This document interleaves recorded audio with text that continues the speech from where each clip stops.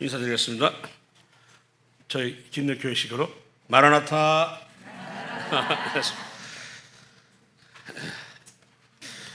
예, 어제 나눴던 얘기가 결코 쉬운 얘기는 아니고 오늘 살아가면서 우리가 잊고 있는 부분에 대해서 한번 생각해 보자고요. 나눴던 얘기인데요. 좋은 얘기로만 마음에 달콤한 얘기만 해도 성에 차지 않을 이 시대라고 하지만 그것 때문에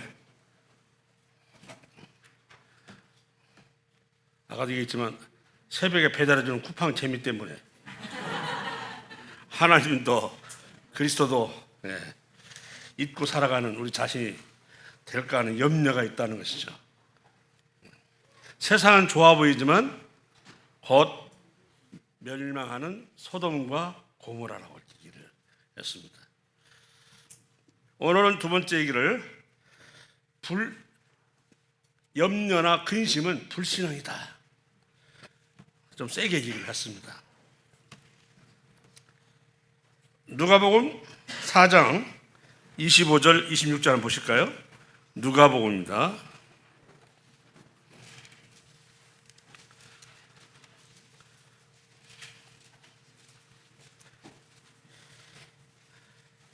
사장 25절 내가 참으로 너희에게 이르노니 엘리야 시대에 하늘이 3년 6개월간 닫히어 온 땅에 큰 흉년이 들었을 때 이스라엘에 많은 과부가 있었으되 이스라엘에 많은 과부가 있었으되 엘리야가 그중 한 사람에게도 보내심을 받지 않고 오직 이방인 땅 개와 돼지 취급을 받는 시돈 땅에 있는 사렙다의 한 과부에게 뿐이었으며 그 당시의 일일까요? 자, 로마서 11장에는 북이스라엘에 비록 아하방이지만 바알에게 입맞추지 아니한 7,000명의 사람이 있다고 분명히 그랬어요. 당시는 전쟁이 하도 심해서 과부들이 많았어요. 근데 그 이스라엘에 몸을 의탁할 만한 사람 과부 하나가 없다는 거예요.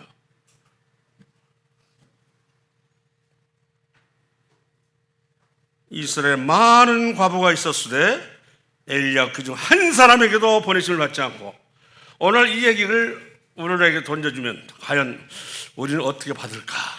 당연히 이스라엘에 있으면 누구로부터 괴롭힘을 받냐면 아방으로부터 괴롭힘을 받죠.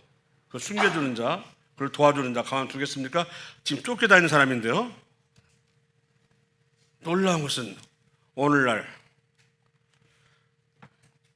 엘리야 같은 하나님 사람을 우리 집에 숨겨놓을 수 있거나 재워줄 수 있냐는 것이죠. 그걸 제가 생각해 봤더니 그냥 할 말이 없더라. 결국 어디로 갔냐면 자신의 살고 있는 땅을 넘어 오늘 다른 지역으로 가는 것은 이스라엘 사람들에게 유대인들에게는 이거 수치예요. 갔어요. 시돈 땅의 사렙다. 열왕기 왕상 17장에 나와 있는 내용입니다. 잘 아시죠? 이름하여 사르밧 여인이라고 하시잖아요. 긴 가뭄 때문에 먹을 다 떨어졌어. 그래가지고 약간의 기름과 한 움큼의 밀가루를 두고 마지막 떡을 만들어서 내 아들도 주고 그 다음에는 안 주면 그냥 굶어 죽으리라 했는데 그 집을 찾아갔어. 엘리야가 그 집을 찾아간 당연히 뭐냐? 그만한 믿음을 가진 자가 이스라엘에 있어요, 없어? 없기 때문이요. 하나님을 믿는다고 하는 우리가 그 속에 있다면 엘리야를 과연 우리는 그에 나와 있는 이 말 속에서 그분을 맞아들일 수 있는 것인가? 3년 6개월 동안 긴 그런 가뭄이라고 하는 속에서 또 생각을 해봤더니 참 그렇더라. 우리가 그래서 베드로후서 2장 12절에 거짓 교사를 향한 말씀이지만 본래 잡혀 죽기 위하여 이성 없는 짐승 같다고 그랬어.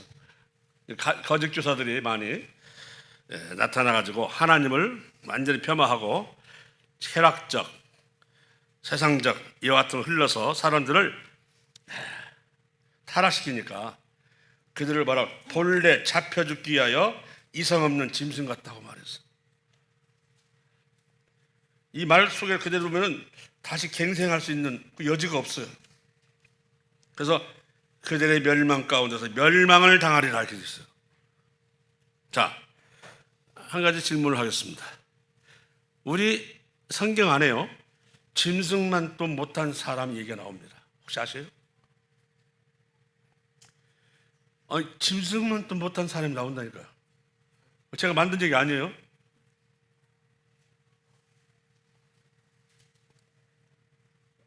확실하게 드러나게 나와 있어요. 짐승만 또 못한 얘기는 우리가 일상적으로 이 세상에 쓰는 말인데 불구하고 실제는 성경에서 나와요. 도대체 어떤 사람이 갔는데 그런 말을 듣는가? 얘기를 들으면 아실 거예요. 부올의 아들 발람 선지자와 그가 타고 다니는 나귀.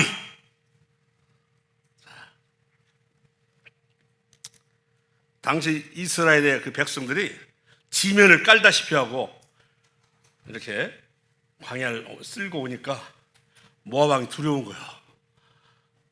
도저히 맞서서 이길 수는 없고, 그래서 꽤 뭐라 할까, 그들이 말하는 타고난 영을 가졌다고 하는 바로 이 미디안 사람 발람을 찾아가서 부탁을 하는 거야. 네가 날 따라서 저 가서 이스라엘 저주를 하라. 그러면 내게 상을 주겠다. 처음에 이제 그 얘기를 했을 때, 여기 기다려보세요. 제가 기도해 보겠습니다. 딱 했더니 하나님이 가지 말라고 했어요. 그리고 올라서 끝났는 줄 알았더니 이제는 이 모압 왕이 더 귀한 신하들과 그리고 수많은 약속들을 가지고 찾아왔어요. 그걸 보니까 또 마음이 동하는 거야. 그래서 뭐라고 하냐면, 제가 또 한 번 기도해 보겠습니다. 이미 안 되잖아요. 그 제문을 보고 하나님 누군가를 알고 있는 발람이 또 물어본다는 게 아깝잖아요. 혹시 우리가 그런 식으로 하나님을 대하지 않을까? 안 되는 건 안 되는 건데, 모세가 잘 나가다 그 무리바의 사건 이후로 안 되는, 가나안 땅에 들어갈 수 없다고 했는데 불구하고 신명기 2장에 가서 슬그머니 뭐 했습니다. 제가 함께 들어갔으면 안 되겠습니까? 하잖아요. 내가 들어가지 못한다 말했잖아. 우리 그러잖아요. 하나님은 그런 게 우리 인간에게 가지고 있는 그거 있어요. 그런데 하나님은 그것을 번복하실 분이 아니잖아요. 그래서 우리는 그걸 하나님이 번복하실 것을 요구하면서 하는 거예요. 이 발람 선지자가 그렇게 됐다는 얘기죠. 그런데 나중에 그 두 번째는, 그래 따라가라. 그 대신 저주는 하지 마라 했거든요. 그리고 이제 나귀를 타고 가는데, 그러다가 이제 나귀한테 이제 가다가 안 가니까 이제 그때 해서, 야, 이 나귀야 왜 안 가는 거야? 막 그냥 제쳐오고 때리고 그러는데, 나중에 막 하다가 벽에다 확 발을 긁어버렸어요. 내려가지고 막 널 죽여야겠다고 했더니 나귀가 소리 지르는 거예요. 내가 지금까지 주인을 위해서 어떻게 충성해 왔는지 한 번이나 내가 말을 거역한 적이 있습니까? 라고 얘기하잖아요. 근데 신을 알고 보니까 뭐냐면, 그걸 가로막는 여호와의 사자가 있었어요. 그 영혼이 없기 때문에 자기는 세상에 이름난 뛰어난 그런 제사장이지만 이거 없어. 하나님 바라보면. 그러니까 막 이제 그 나귀만 또 못한, 결국 뭐냐, 짐승만 또 못한 사람이 누구였다? 발람이요. 하나님을 알고는 있는데 하나님 의도를 바꿔보려고 하는, 무엇 때문에? 육신과, 그죠? 탐욕과 재물 때문에 하나님의 뜻을 꺾어보겠다 하는 그 의도는 짐승만 또 못하다는 거죠. 이것은 그때만 통하는 거 아니에요. 지금도 통하는 거죠. 그래서 우리는 그럴 때 우리가 엎드려야 되는 것입니다. 이걸 보면서 어떤 자들은 잡혀 죽기 위하여 이성 없는 짐승, 그래 하는 꼴들이 보니까 거짓 교사로서 희고만장이야. 막 애찬도 그냥 막 뭐라 할까, 애찬은 좀 검소하게 하는 것이 아니라 그걸 향해 놓은 잔치하는 것처럼 누려가면서 하질 않나. 그리고 여자를 보면 음식을 붓지 않나. 겉교사도 그렇게 돼 있어요. 나와 있어요. 딱 그러니까 하나님 말씀하신 거예요. 그들에게는 제거할 수 있는 것이 안 보이는 거예요. 그래서 잡혀줬기야 이성 없는 짐승 같다고. 이런 얘기들이 들으면 분명히 그들도 하나님 얘기를 논하는 사람들이에요. 그죠? 예, 단지 진실로 하나님을 전하지 않고 그걸 이용하기 때문이지 전혀 하나님을 모르는 사람도 아니에요. 발람도 몰라서 가는 거 아니잖아요. 가지 말라고 했는데 가는 거예요. 기도도 두 번째 해보고 이미 첫 번째 안 되면 안 되는 건데 혹시 우리 마음이 이렇게 있다면 많이 내려셔야 돼. 제가 이 세대는 좋아 보이지만 영어로는 죽어가고 있다라고 얘기했어요. 어디 가서 여호와 하나님을 찾으며 어디에 가서 우리 그리스도를 높이랴. 세상 사람들은 그냥 이보다 더 멸시와 조롱할 수 없어요. 오히려 예수님이 태어날 그 당시보다 더 어느 것 같아요. 더 핍박을 받고 있어요 요새 지금. 기독교가 아니라 먼독교라고 하잖아요 앞에다가. 그죠? 이런 말을 쓰는 시대에 살고 있습니다. 근데 이런 것들이 이제 세상의 여러 가지 재난과 또 이런 것들이 이제 근심이 되고 염려가 되는데 문제는 왜 하지 말라냐면 누가복음 24장 내용을 가지고 얘기했습니다. 누가복음 24장이 그 근심 때문에 문제가 생기는 거예요. 24장 아시는 분들은 아실 것 같은데요. 예루살렘에서 예수님이 십자가에 달려 돌아가시고 낙심이 돼가지고 엠마오로 가는 사람들이 있었습니다. 그 글로벌한 사람과 또 한 사람인데 누군지 몰라도 같이 따라서 동행하고 있었어요. 자, 24장입니다. 14절. 이 모든 된 일을 서로 하더라. 그들이 서로 얘기하며 문의할 때 예수께서 가까이 이르러 그들과 동행하시니 그들의 눈이 가리워져서 그인 줄 알지 못하거늘. 이 염려와 근심은 이게 하나님 돕는 것이 아니에요. 세상으로 돕는 것이고 자기로 돕는 것이기 때문에 하나님을 볼 수가 있어요 없어요? 없어요. 우리가 요한복음 14장 1절에 무슨 말씀이에요? 너희는 마음에 근심하지 말라 하나님을 믿으니 또 나를 믿으라겠다. 그렇죠? 예. 근심을 하면 무슨 하나님의 뜻대로 하는 근심이라면 후회할 것이 없는 구원이 이르게 합니다. 그러나 세상에 하는 세상적인 근심은 사망이니라 그랬잖아요. 왜 그러냐면 이 속에는 너희를 구원해서 하나님의 아들로 사용했던 모든 것이 다 물거품이 되기 때문에 내가 이 세상에 어떤 걸 알게 해서 너를 저 지역구도에 살려서 내가 장차 내 나라에서 함께 살도록 부자지간에 살도록 그냥 사는 게 어때요? 부자지간에. 왜냐면 하늘나라 넓이 있으면 우리는 성전 안에 가서 살아야 돼요. 바깥 사는 것이 아니라. 그런데 이 염려와 근심은 그 안에는 하나님이 안 보이는 거예요. 안 보이잖아요. 그죠? 내 생활 가운데 그런 근심스러운 거 보면서 근심이 되잖아요. 내가 그토록 믿었던 우리 주님이 돌아가셨다는데 봤어. 그러고 가는 거예요. 근심을 뜨고 그 뒤에 어떻게 될 것인가는 몰라. 네, 다시 그분이 죽은 지 사흘 만에 부활하신다 이런 것들은 다 잊어버리고 이게 결국 뭐냐면 하나님의 말씀을 아는 만큼 하나님이 보이는 거예요. 모르면 안 보여. 어떤 사람은 안 하는 근심을 그 사람은 근심을 해. 안 보이니까 말씀을 해. 이 말씀이 그렇게 차이가 있어요. 그 옥합을 깨서 드렸던 그 여인은 예수님이 돌아가실 것을 알았어. 그래서 그걸 깨가지고 예수님에다 부어줬잖아요. 내 장례를 위해서 준비하는 것이다. 이런 것 무시. 아는 만큼 힐이 하는 거잖아요. 그때까지도 제자들은 몰랐어요. 가룟유다는 마치나 오늘날 무슨 인권 이원이나 되는 것처럼 에이구 저거 팔아가지고 가난한 사람이 나눠지 아깝도다 그러시잖아요. 그래서 한쪽 뭐라고 했어요? 자가 재정지 얼마를 보여 흠짝거리라. 그 말 못 듣는데 썼어요. 어쨌든 이 속에서 사람은 사람인데 짐승만도 못한 사람이 살 수 있고요. 그 놀라운 것은 전혀 모르는 사람이 아니라니까 하나님을 아는데 이렇게 나타나는 거예요. 이게 문제가 되는 거죠. 우리도 자칫하면 이렇게 될 수도 있다. 어제는 해서는 안 되지만 그 안에 막 있잖아요. 뭐 탐욕 쓰는 사람, 뭐 소송서부터 시작해가지고 쭉 나왔는데 내가 어쩌 형제들아 구원을 받았지만 그들은 유업이 없다고 말한 것처럼, 그죠? 자, 이 시대가 가져오는 불안과 염려가 있습니다.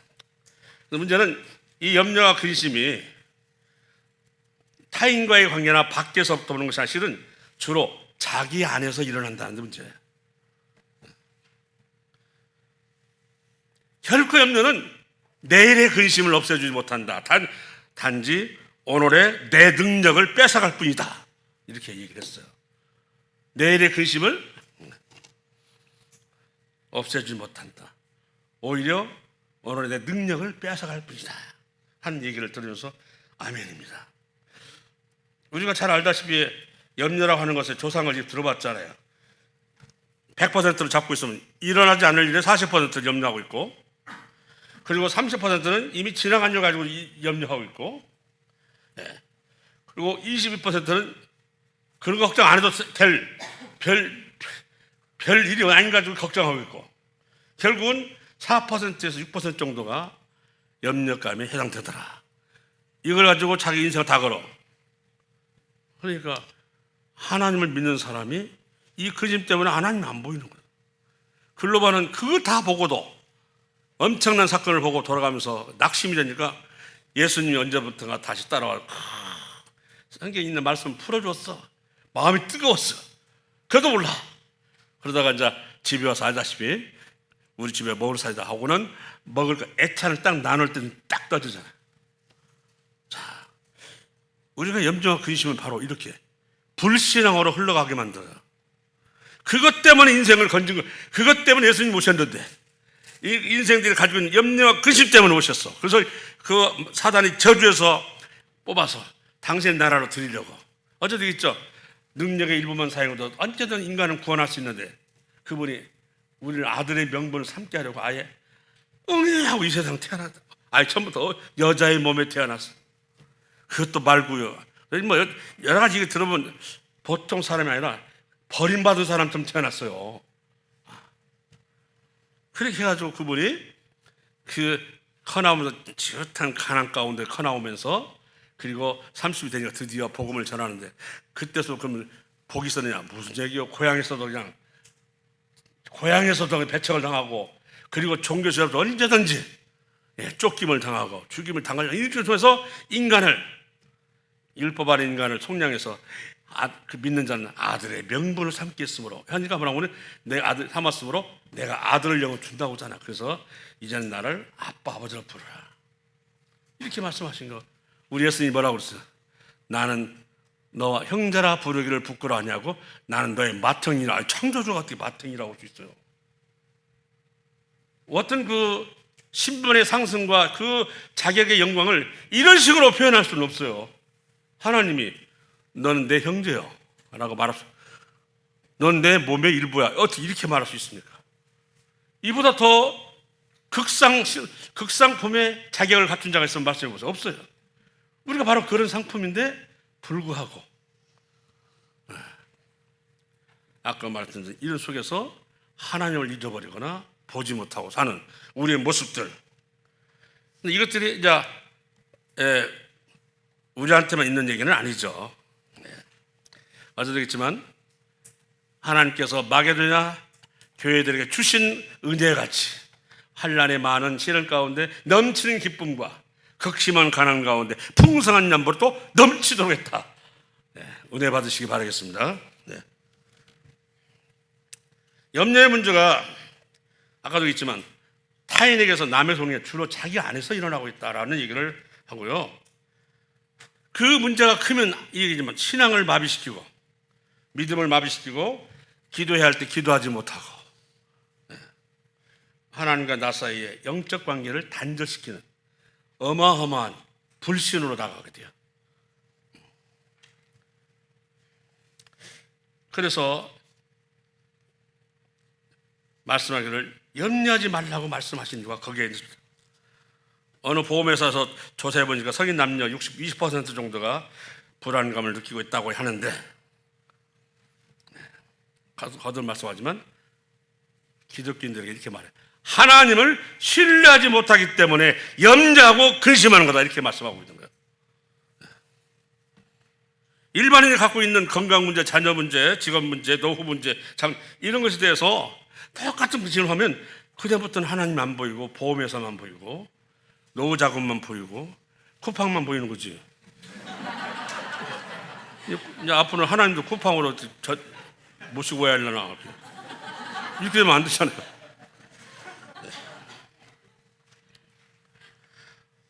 제가 그 고린도후서 2장 12절 13절에 한번 볼까요? 고린도후서입니다.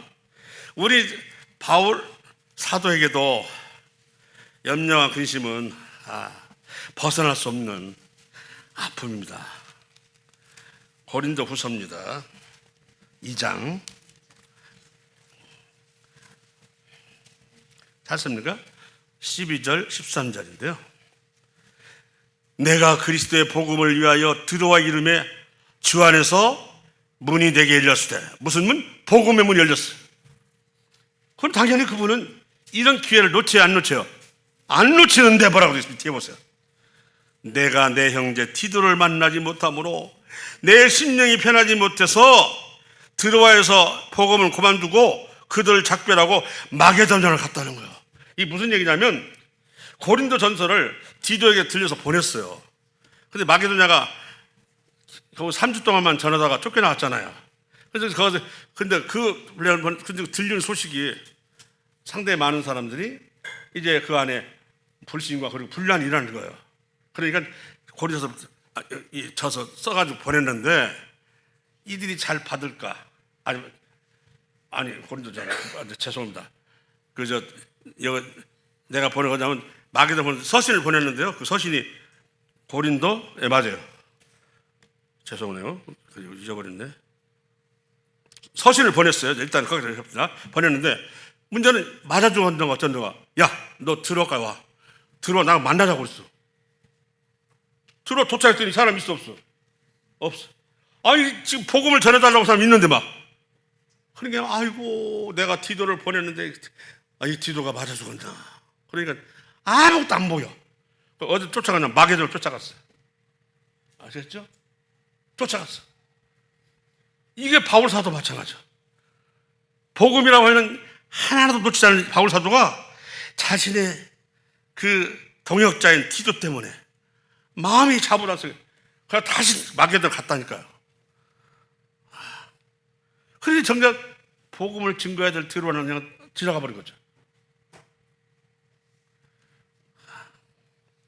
그런데 그 뒤 밑을 보면 사망으로 도는 사망의 이런 냄새, 어떤 사람은 생명의 이런 냄새요. 쭉 나오면서 자기가 이렇게 한 이것에 대해서 고민하는 장면이 나와요. 그리고는 놀랍게도 고린도 후서 7장에 가서 일주일간 다시 도로아에 머물면서 복음을 전합니다. 그 사람도 어떤 사건이 있으면 염려를 하게 되는 거예요. 그냥 뭐 해야 될 일도 하게 팽개치고 가야 돼. 사람이랑 똑같은 거잖아요. 바울 사도가 있다는 거 아니에요. 주 안에서 문이 내게 열렸으되, 복음의 문이요. 그런데 복음을 전할 수 있는 마음의 여지가 있다 없다? 없어서. 왜? 디도가 와야 되는데. 그 나중에 디도를 만났어요. 디도를 만났더니 디도가 놀랍습니다. 왜? 그 사람들이 이 서신을 받고 사람들이 변화되기 시작했습니다. 그 말을 듣고는 얼마나 기뻤는지. 그래가지고 내가 다시 한번 방문하다고 하다. 그리고 들어와 어떤 사람이냐면 그 밤새도록 말씀을 듣다가 유두고 떨어져 죽는 데 있잖아요. 유두고란 알죠? 네. 거기요. 이 바울 사도도 바로 이와 같은 그 염려와 근심이 때로는 복음을 놓치게 하는 이와 같은 일이 있었다고 하는 것입니다. 네. 보면서 우리가 근심이라고 하는 것은 없을 수가 없어요. 그런데 문제는 빨리 돌이키는 자가 되어야 되는 거죠. 우리가 항상 죄를 지었다 한 자체도 문제가 있지만 문제는 뭐냐면 돌이키는 자. 예를 들어서 저는 가룟 유다가 우리 예수님을 팔아먹고 나서 생각해보니까 내가 저 무지한 사람을 팔아먹었네. 그가 나한테 뭐 했다고? 내가 왜 그 사람을 팔아먹었지? 내가 왜 이렇게 하면 자기 머리 짚든 거잖아요. 나는 왜 그렇게 한 거야? 안 돼, 이 돈을 못 가져가고는 다시 제사 갖다 주는 거죠. 3세계를 가져가. 야, 나는 상관없다. 그냥 성자 뿌려버리고.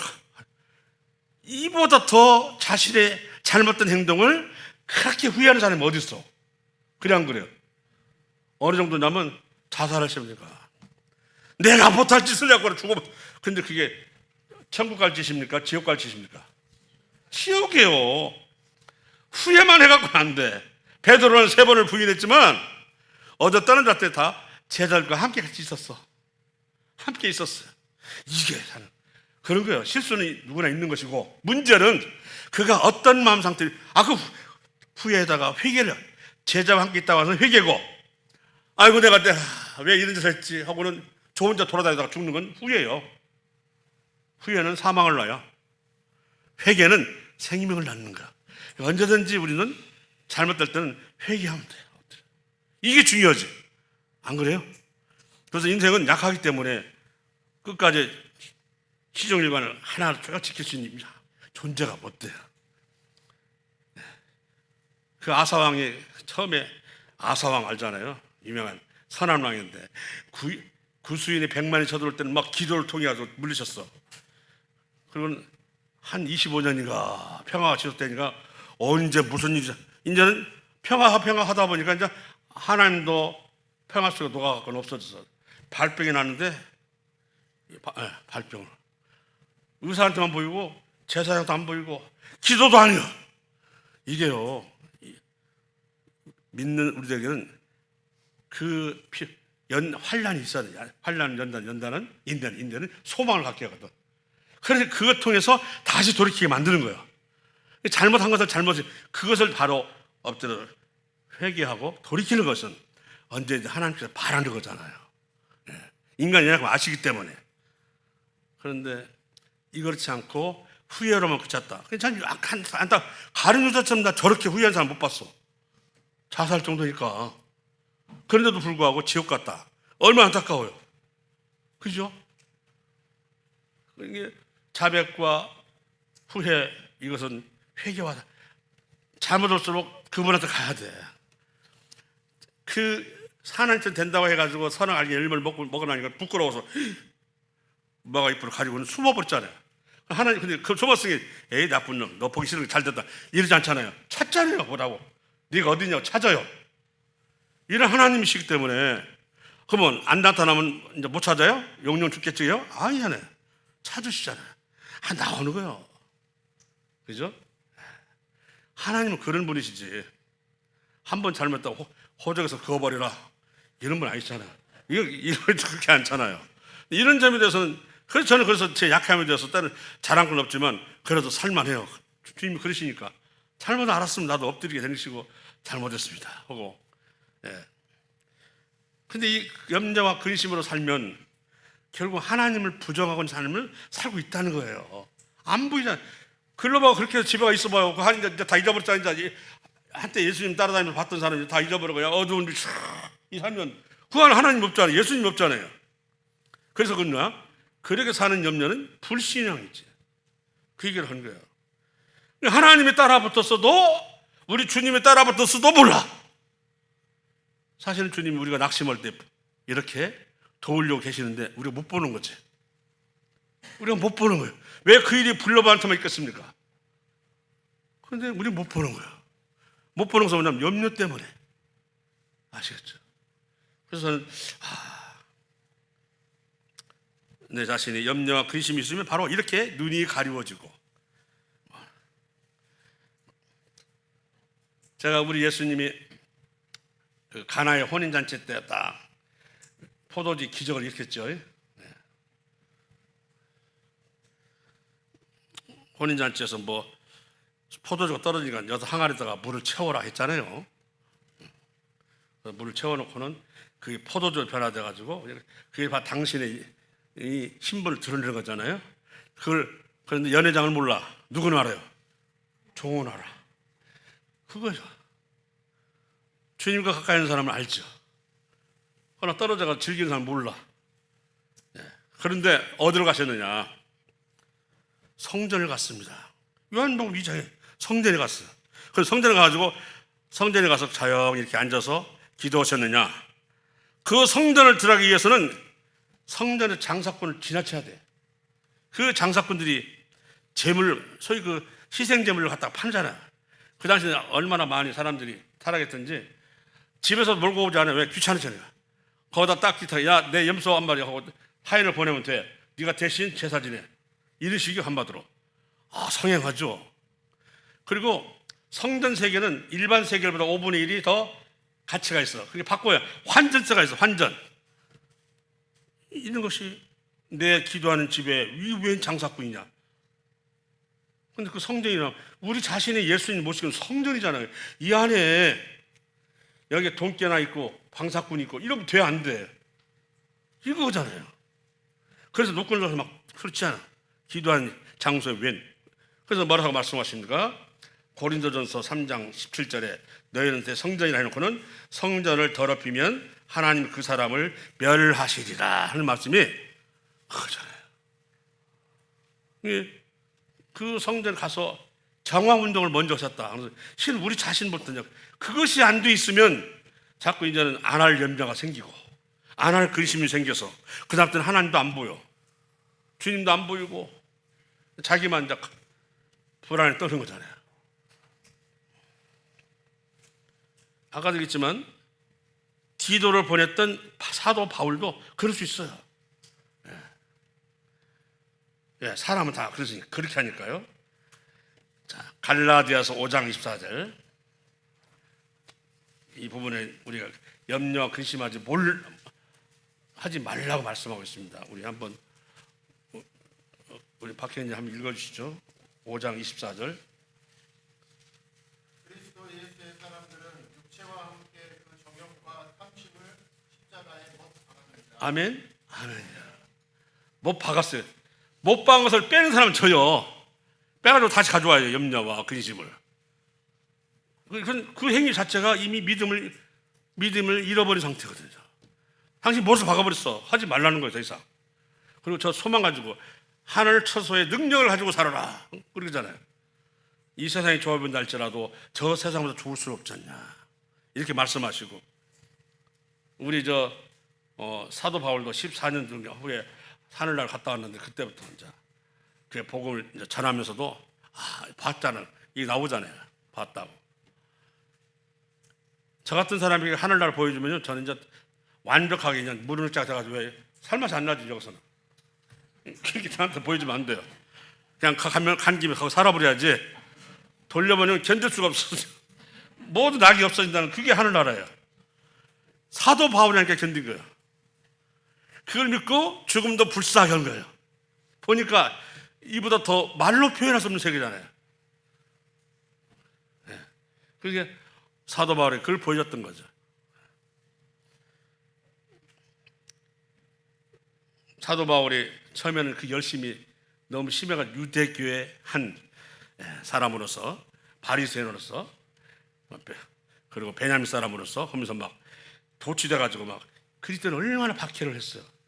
근데 역시 특심을 가진 사람은 다른 일을 또 불렀을 때는 또 특심하게 일한다는 거죠.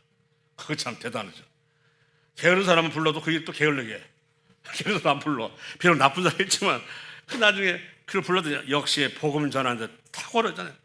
그래서 대개의 대세계사들 보면요, 탁월한 바울이라는 사람을 만나서 제자가 만나서 온 세계 그리스도가 퍼졌는지라 이렇게 나와 있어요.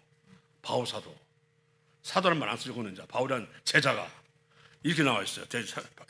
보면은 그래서 내가 깜짝 놀랐어요. 자,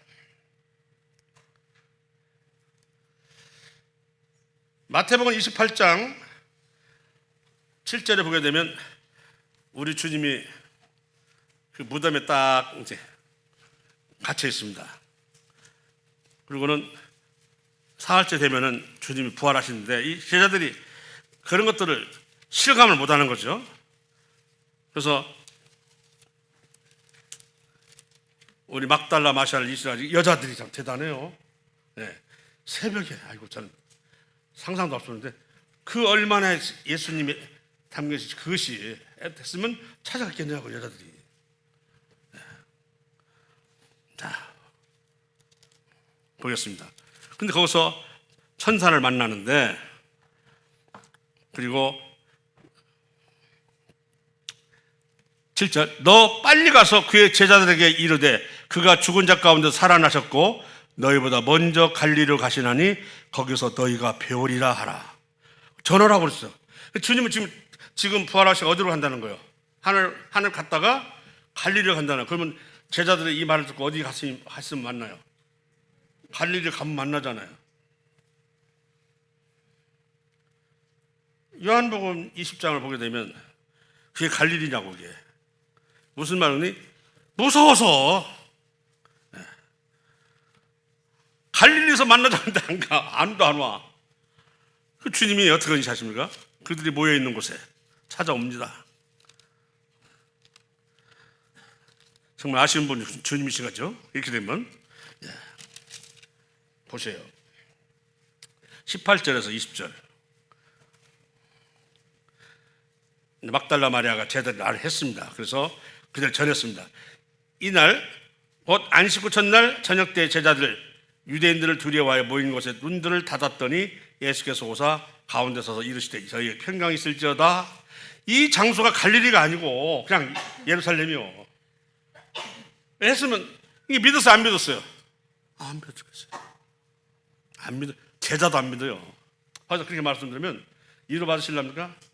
그 믿음의 조상 아브라함도 반타작이요. 자식 이삭도 반타작이요. 반절밖에 못 구했어. 그죠? 그러나 그것이 위로가 될 수는 없습니다. 그건 한 민족이 모델하우스 되어가는 과정에서 나타나는 증상이기 때문에 어쨌든 이 부분을 보면서 제자들이 두려워가지고 심지어는 도마는 참석 아니하고는 그 얘기를 했더니 에이 그거 거짓말하지 말라면서 우리말로 말하면 네가 정말 그렇다는데 손에 장을 지진다 이런 식으로 말하는 거야. 한마디로 내가 손으로 상체에 집어를 잘면 안 뵙겠다. 그러고 나니까 그 뒤에 또 26절에 나오잖아요. 여드레가 지나서 또 왔어. 그 여기 갈릴리가 아니라니까요. 원래는 어디서 만나야 돼요? 갈릴리에서 만나야 돼. 이게 뭐냐면 그들에게는 염려와 근심이 있기 때문에 그런 주님의 말씀도 안 들어와. 참 이거 무섭게는 안 가는 거죠. 우리가 바로 이와 같은 것입니다. 염려와 근심은 신앙이 아니다. 불신앙적인 태도다 하는 것이 여기에 있는 것입니다. 자,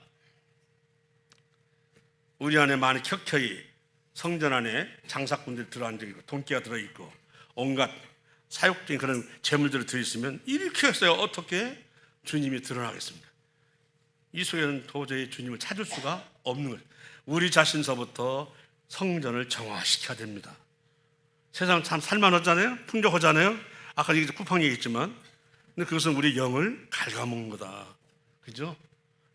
왜냐하면 우리 주님과 우리 하나님이 도대체 세상 사람들이 존경할 줄이 아니라 너무나 욕을 해요. 비방하고 배척하고. 아니야 그 소위 정치적인 지도자들 보세요. 믿는 사람들 얼마나 그들이 독하게 다루는가. 이런 속에서 우리는 해온다는 자체는 이건 아니지. 주님은 상심은 우리를 기뻐한다. 이게 뭐지? 하는 것이 그 얘기입니다. 이 염려는 이 세상이 주는 염려이기 때문에 그렇하지만 일반인 염려와 우리 염려는 분명히 차이가 있어야 된다. 가룟 유다로 가버리면 사망이고 베드로같이 가면 생명이다. 누구나 잘못이 있고 어려움이 있다. 바울 사도는 그 동역자를 그렇게 애정돼 그 혹시 당급 자기를 죽이러 쫓아다니는 사람들 있잖아. 40명인가. 그 사람들 당했는가 싶어가지고 이제 안 오니까 그래가지고 막 두려워서 막 이제 거꾸로 찾아가잖아요. 이런 마음은 우리 하나님도 아시죠. 복음을 문 열어주는 이 녀석이 복음도 안 열고 가네 알죠. 다시 복음의 문을 열 수 있도록 기회를 또 주시잖아요. 왜? 그게 자기 사역을 위해서 하는 염려가 아니잖아. 통역자를 위한 사역이니까. 아이고 내가 보냈는데 그거 어떻게 이렇기 때문에 하나님은 그걸 다시 또 그 문제를 해결해 주고 그리고 다 들어와서 일주일 동안에 말씀을 전할 수 있는 기회를 주셨다는 거 아니에요.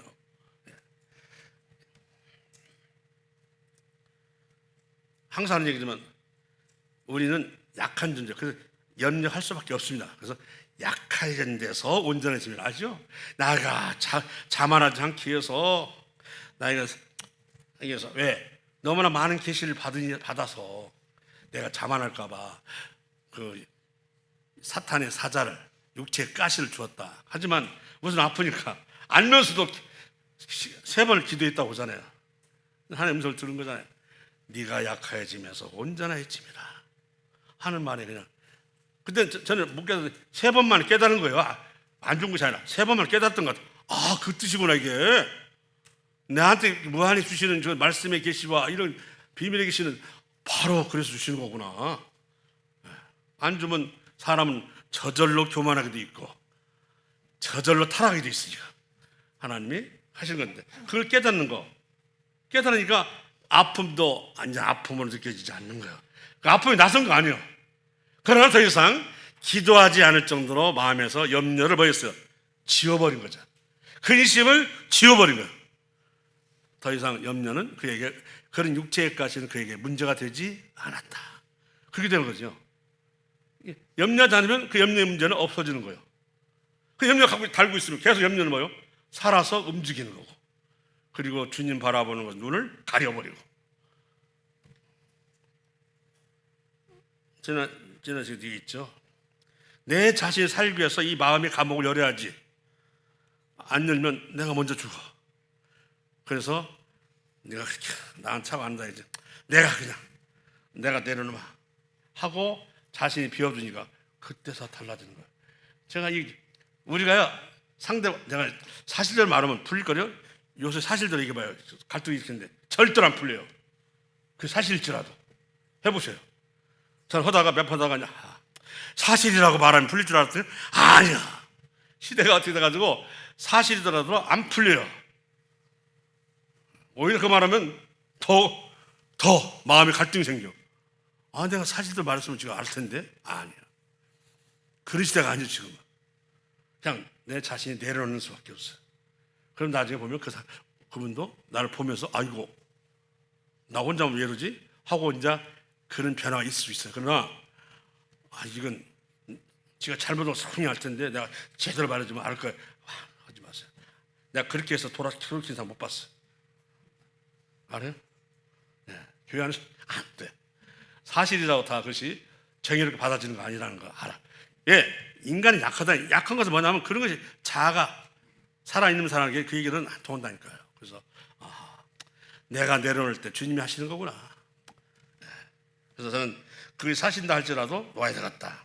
어쨌든 우리가 약할 때 매 순간마다 주님을 붙들고 때로는 기도하고 또 엎드려 되는 것인데 제가 강하면 이것이 안 보이네요.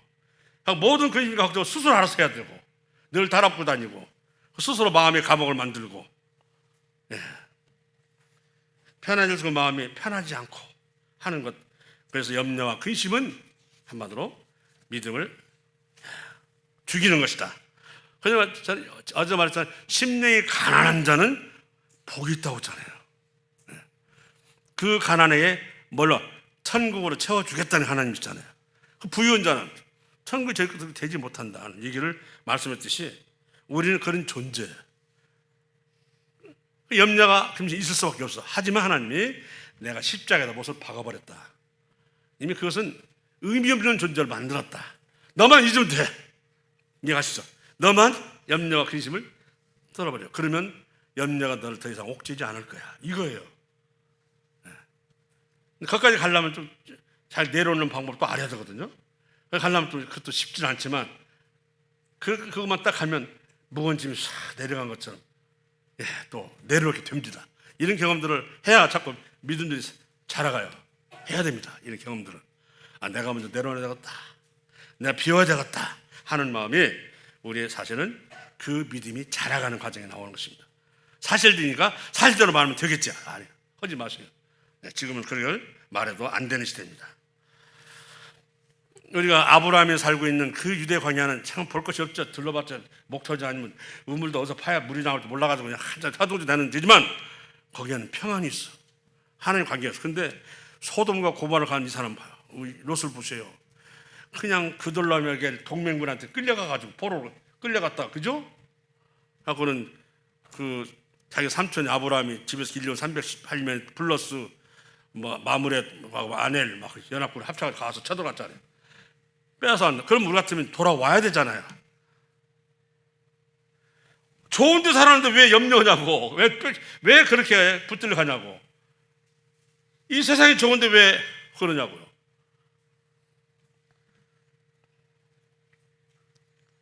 오히려 자유롭다고 하는 것, 풍성하다고 하는 것, 그리고 먹거리 즐겨 많다고 하는 그 세계 속에서 이상스럽게 믿는 사람에게는 근심이 더 많아진다. 이게 바로 하나님이 믿는 사람에게 주는 그걸 떠나라고 하는 얘기입니다. 이런 사람 또 우리가 흔히 쓰는 말로 요한복음 15장 1절에 나는 포도원 넌 가지라고 그랬다고. 우리가 이 얘기 많이 합니다. 그 가지 가지고 전지하고 나서 그러면 잘 하고면 많은 열매를 맺는다. 이거 갖다 잘못하면 그냥 붙어 있어라. 그냥 붙어 있으면 그 열매가 있냐? 그 전지하는 사람 보니까 반쯤 잘라진 가지를 잘라버려. 붙어 있다고 열매가 되는 거 아니에요, 그냥. 그리고 말라버린 비틀어진 자기도 잘라버리더라고. 붙어 있는데 잘라 그냥. 온갖 막 곰팡이 뭐 달라붙은 거 있어 여러 가지. 이거 잘라버리고. 또 상처가 많은 가지도 잘라버리더라. 문제는 뭐냐면 포도나무에 붙어 있으려면 수분과 양분을 먹고 있어야 돼. 그래야 그가 열매를 맺는 거지. 붙어 있다고 맺는 거 아니야. 그죠? 바로 우리가 늘 말씀을 대하고 성도의 교제하고. 자, 또 한 번이니까 롯이 아브라함과 떠나면서부터 성도와의 교제가 끊어지면서 문제가 붙기 시작해요. 그리고 하나님은 그 성도의 교제가 끊어진 사람을 따라가지 않아요. 아브라함이 물러서 아브라함의 축복을 줍니다. 이게 하나님 그 성도의 교제가 끊어져 버린 그 롯은 결과가 어떠냐면 무법과 음란한 현실 속에서 그 의로운 마음이 상해가지고 아이고 이러고 있다는 거 아니에요. 예.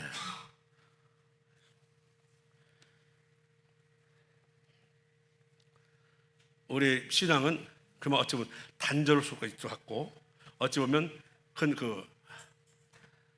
단순해 보이고 또 그냥 어떻게 건조할 것처럼 보이지만 거기는 놀랍게도 우리 아브라함이 주는 하늘의 별, 바닷가의 모래천 그렇게 많은 것을 그에게 은혜를 베푸는 거예요. 그리고 모든 열방이 너로 인하여 복을 받는다. 롯에게는 그냥 말했잖아요. 환경이 바뀌어 지가 좋아서 갔잖아요. 갔는데 영원한 원수를 놔가지고 이스라엘에 완벽하게 혹을 붙여버린 상태가 되었다는 얘기를 했는데 그것이 왜요? 잘못된 상태. 환경에서 오는 염려가 있다는 거죠. 주님을 떠날 때는 염려가 있어야 돼요. 없으면 그 사람 구원 안 받은 거죠. 떠나면 염려가 생기는 거예요. 근데 그 염려가 주님을 만나서 풀어져 하는데 한동안 만나도 몰라. 더 찔찔대 버리면 아예 자체도 이제 잊어버릴 수 있지만 그러나 주님이 언제나 어떤가 다시 나타나서 그 낙심해 있는 것을 일으키게 되어 있거든요. 이걸 알게 되면 그렇게 나중에 깨닫게 되면 그 큰 감사가 없어요. 우리는 주님은 당신님의 자녀들이 낙심 상태를 놔두고 가시는 분이 아니잖아요. 글로바처럼 찾아와서 이렇게 정하죠. 너희들 안 와? 그럼 내가 가자. 갈 일 안 오니까 예루살렘 찾아가서 만나잖아요. 주님이요. 왜? 연약함을 아시기 때문에. 너 내 말 안 들었으면 끝이다 이 말 아니라 그 두려워하는 마음을 알잖아요. 자기 스승이 죽었으니 얼마나 두려웠겠어요. 자, 다음. 제가 그 신명기 11장을 보면 여기서 놀란 것이 뭐냐면 야 너희가 애굽에서 430년 살면서 어떤 식으로 농사냐면 발로 물을 대서 농사를 지었다. 나일 강물이 늘 사철 흐르잖아요. 그래서 너희가 거기서 살았다. 그런데 가나안 땅은 젖과 꿀이 흘러요. 그런데 문제가 뭐냐면 이른 비와 늦은 비가 있어야 돼. 이건 내가 어찌할 수 없어. 그렇잖아요. 그런데 거가 적과 꿀이 흘러. 약속이 뭐냐? 하나님을 의지하냐. 이게 있어요. 그러니까 우리가 볼 때는 발로 물대다 말이야. 막 용도에 무자이라고 물 퍼올릴 수 있단 말이에요. 날강에서. 예? 죄송합니다. 아이고, 죄송합니다. 시간 보려고 하다가 지금 그냥. 그래가지고 그걸 뭐 이름하여 말 수리 안전답이라고 해요. 우리가 돈을 살 때 어떤 답을 삽니까? 천수답을 삽니까? 수리 안전답을 삽니까? 그렇죠. 애굽에서는 발로 물대면 농사 지을 수 있는 그런 땅이었는데 가나안 땅에 왔더니 내려주면 농사되고 안 내려주면 안 되는 땅이라고요. 이건 뭐라면 천수답이요. 그 천수답에 적과 꿀이 흐르는 땅이라고 말씀하신 거예요. 놀랍잖아요. 이건 뭐냐면 주님과 함께하면 그것이 바로 젖이 흐르고 꿀이 있는 땅이다. 그런데 놀라운 것은 애굽에는 발로 물대는 술이 안전 살다 보니까 하나님은 없어. 그래서 나중에 보면 하나님 누군지도 몰라. 모세조차도. 그렇잖아요. 이게 바로 그 삶의 방식이 같아요.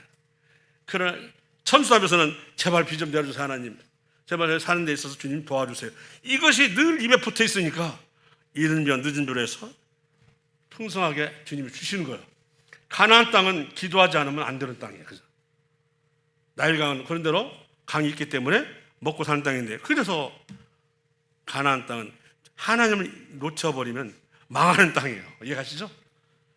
그러면 뭐냐? 이 세상에 적과 꿀이 흐른다고 할 때 보면 뭐냐면 하나님이 있을 때 생기는 거예요.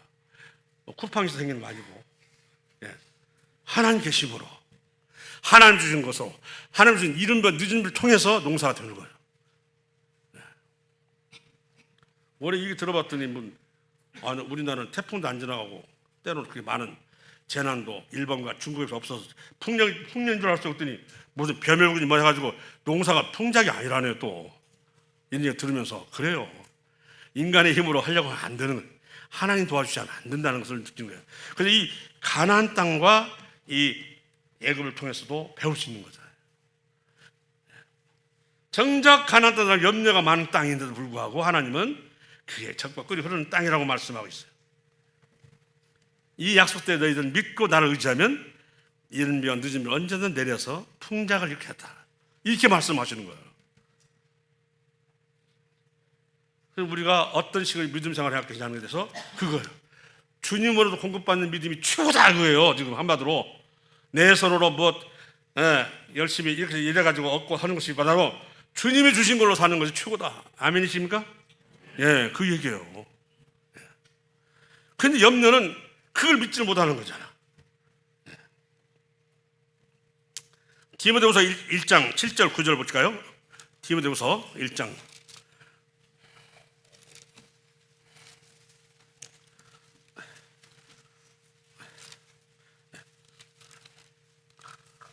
1장 7절 하나님이 우리에게 주신 것은 두려워하는 마음이 아니요 오직 능력과 사랑과 절제한 마음이니 그러므로 너는 내가 우리 주를 증언함과 또는 주를 위하여 갇힌 자 된 나를 부끄러워하지 말고 오직 하나님의 능력을 따라 복음과 함께 고난을 받으라.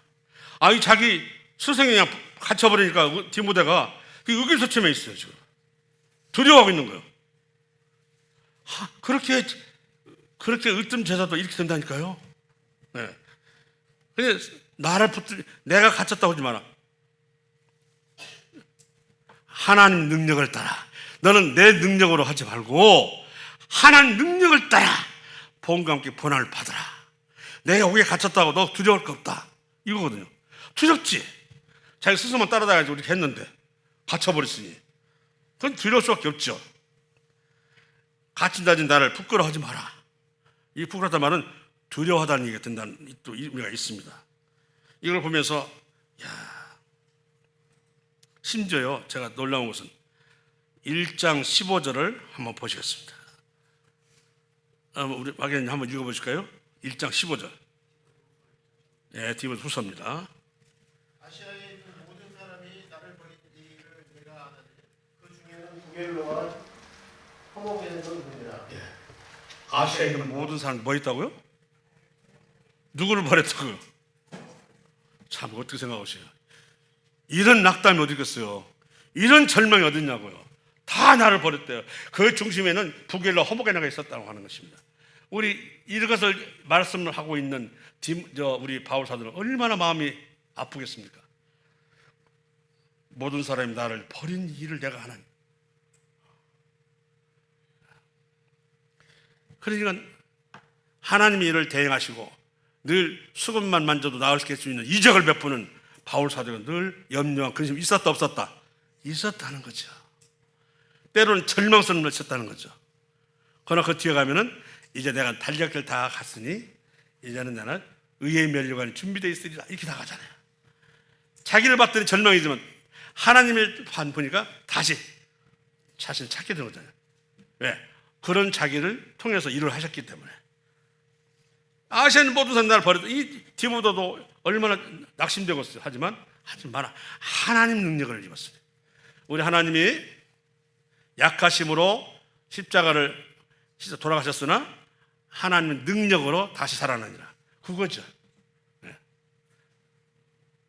그걸 경험하는 삶이 바로 믿음의 진보요, 성장하는 믿음의 것입니다. 아시겠죠? 그래서 이 근심과 걱정은 없을 수 없다. 없다라고 하면 안 돼요. 있을 수 있으나 이걸 어떻게 이것을 내려놓냐 하는 것을 지금 말씀드리고 있는 거예요.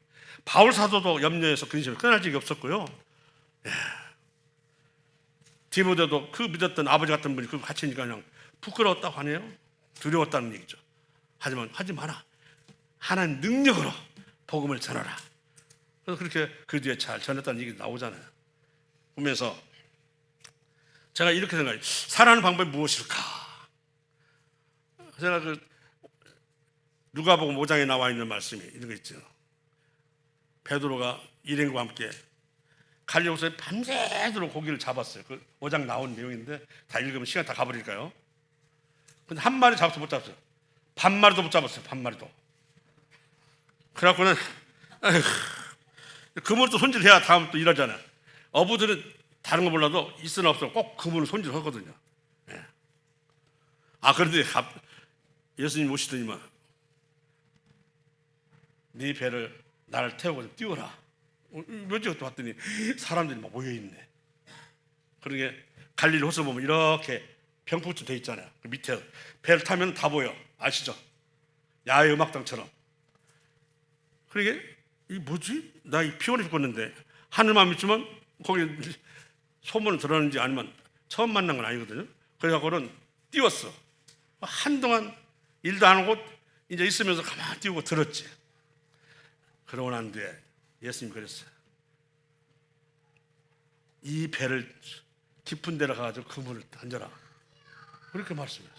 그랬더니 우리 같으면 상식도 없는 양반이네. 내가 밤새도록 던졌다가 지금 한방 잡고 왔는데 다시 또 깊은 데로 가? 지금은 가장자리 다 숨어버렸는데 가장자리 가서 잡을까 말까 할 텐데 뭐라고 말씀해요? 제가 밤새도록 잡아도 한 마리도 못 잡았지만 말씀에 의지해서 그물을 던지겠나이다. 이것이 변화요. 우리가 염려근심이 받는 하나님의 말씀을 통해서 변화되는 거지. 이해하시죠? 말씀을 의지하여 던지겠나이다. 던졌더니 얼마나 많이 잡혔는데 그물이 찢어지려고 두 배다 다 채웠는데 배가 가라앉으려고 해. 그게 나머지 뭐냐면 이 죄를 떠나서서 그냥 죄가 자기 정체성을 보이잖아요. 그때부터 베드로는 변화가 됐잖아요. 고기를 안 잡았다고 염려했던 근심이 그걸 그물질하면서 아마 속으로 밖으로 하면 이 해석에 막 불평을 했을 바인데 거기다 또 왼분이 나타나가지고 배를 띄우라 하는. 근데 이것도 움직일 수 없는 그분의 이하면 늘리는 어찌 몰라도 배를 띄워놓고 근데 이걸 듣다 보니까 들으니까 이 말씀 들을만 하네. 그리고 그는 그 피곤한 몸에 다시 또 깊은 데 가서 부음을 던졌다는 거예요. 말씀 바로 소생하는 능력, 회복하는 능력. 말씀을 찾아야지 누구 들어가서 가는 거 아니고 이걸 보면서 놀란 것입니다. 그리고 제가요 룻기를 보면서 이제 마지막으로 룻기를 보면서 나오미가 참 처음에 나갈 때는 남편과 두 아들을 데리고 나갔잖아요. 그런데 간다고 한 것이 모압 땅으로 갔잖아요. 잘 살아도 좋겠는데 몇 년에 걸쳐 몰라도 남편 잃어, 두 아들 잃어. 이제는 며느리만 남았어. 세 사람 다 남편이 없는 새 뭐요? 새 무엇? 누가 봐도 손가락질밖에 생겼어. 근데요, 염려와 그리고 근심 말씀은 주저앉아가고 우는 것밖에 더 있어요? 그건 시대 망칠 거죠. 나오면은 이제라도 돌아가야 되겠다. 이게 중요해요. 이제라도 돌아가야겠다. 그러면서 며느리 보고 너는 여기 사람 여기 있어라. 나는 떠나겠다. 하여튼 이제 룻이 따라 나섰어요. 룻 여인이 분명히 주인공이지만 저보고 얘기하면 그에 못지않은 나오미가 주인공이 되는 거예요. 그리고 룻과 여인 같이 베들레헴 오니까 베들레헴에서 아이고 모함제일인데 시어머니가 잘한다더라 소문이 들었는데 보아스가 부자요. 그 집 가서 이삭 줍기를 하잖아요. 그러면서 그 보아스가 은혜를 베푸는 걸 보면서 나오미가 사람은 기업 부를 자로 나를 부양할 자가 생기겠다 생각이 든 거예요. 그래가지고 이렇게 저렇게 코치를 하잖아요. 그래서 결국 보아스가 기업 부를 자로 되고 그 사람의 아기를 잉태하게 되고 그때 뭐라고 하십니까? 이렇게 얘기해요. 이는 내 생명의 회복자이며 내 노년의 봉양자. 잘 보세요. 저는 나를 나오미나 부르지 마. 말아야 말아. 나는 완전히 괴로운 사람이야. 나오미 기쁨 그래서 하지 마 했는데 돌아와서 뭐라고? 내 생명의 회복자이며 내 노년의 봉양자라. 곧 너를 사랑하며 7 아들보다 귀한 내 며느리가 낳은 자로다. 그러면 나오미가 아기를 받아 품에 품고 그의 양육자가 되리라. 2 아들이 거둘 수 없는 핏줄을 보아스로부터 받아버린 거예요. 2 아들 열심히 보면 당연히 키워야겠지만 2 아들이 갈 수 없는 핏줄인데 보아스로부터 받아버렸어요. 하고는 예수님의 가게에 접이 붙어버렸어요. 만약 거기에 그냥 탄식하고 앉아서 울었다면 어떻게 됐어요? 모압에서. 그냥 그걸로 자기를 망치는 거예요. 돌아오는 거예요. 나오미는 드디어 다시 나오미라는 이름을 다시 찾았어요. 돌아왔으므로. 그래서 나오미는 이렇게 칭찬을 받는 내 생명의 회복자이며 7 아들보다 귀한 내 며느리 그리고 내가 그의 양육자가 되라 하는 이 놀라운 룻기의 4장 말씀을 보면서 우리가 염려와 근심일 때는 일어서세요. 어디서 떨어지나 보시고 일어서가 다시 나가야 돼. 그가 베들레헴으로 돌아왔기 때문에 이 넘치는 것들은 복을 받았고 회복되고 아니 더 큰 복을 받았다고 말씀하고 있는 거잖아요. 염려와 근심은 나를 죽이지만 후회는 사망이지만 회개는 생명이니라. 아멘입니까? 예. 후회만 하면 안 돼. 예. 다시 주님께 달아가서 주님을 도와줬죠. 제가 제 솜씨로 이렇게 잡았지만 한마디 못 잡거든요. 그러나 말씀에 의지하여 던지겠나요? 이래요. 우리 신앙은 그거지. 내 능력과 기능으로 탁 잡는 게 아니에요. 아시죠? 하나님의 말씀에 의지하여 하겠나이다. 이것이 바로 염려와 근심을 덜리하는 것이고 계속해서 우리 주님을 통해서 회복된 삶으로 살아가는 거고 이 마지막 때 좋아 보이지만 실은 어두운 영이 세상에 꽉 쩔어버린 세상 속에서 견디는 것이에요. 육신이 편할지 모르지만 영은 죽어가고 있잖아요. 그래서 결말은 빌립보서 4장 6절이죠. 4장 6절 하고 끝내겠습니다. 4장 6절 아무것도 염려하지 말고 다만 모든 일에 기도와 간구로 너의 구할 것을 감사함으로 하나님께 아뢰라. 내가 처음에 얘기했지만 우리가 구원받을 권리가 없겠지만 사람이 때로는 짐승만큼 못할 수 있다. 이해하시죠? 근데 그것이 어떤 거냐면 뭐 재물 때문이 아니라 하나님을 안다 하는 사람이 도리어 하나님을 능력하고 그러잖아요. 말씀 불순종할 때 이와 같은 말을 들을 수 있다는 거잖아요. 그죠? 그러니까 그래서 우리가 힘들 때는 의사한테 보냈다가 돈 다 날라갔어. 12 아닌 년처럼 예수님 지나간다 하니까 그냥 상가로 막 쫓아가서 막 잡는 거잖아요. 무수한 산업가운데 잡잖아요. 근데 막 누가 내 옷에 몸에 틈을 대느냐 했더니 제자가 있다. 이게 많은 사람들이 누가 어떻게 하려고? 아니나 내 품에 능력이 빠져나가느니라 하고 잡았더니 그냥 그 마음으로 절망 낙심 모든 의사에게는 돈 다 뺏기고는 빈털질에 돼가지고 이제는 마지막에다가 소문 듣고 찾아왔다 잡았던 거 이것만이 우리가 사는 길이에요. 예. 이것만이 우리가 이 세상을 이겨나가는 방법이고 주님 가시는 길에 함께하는 것 아멘이시죠? 예, 이걸로 마치겠습니다.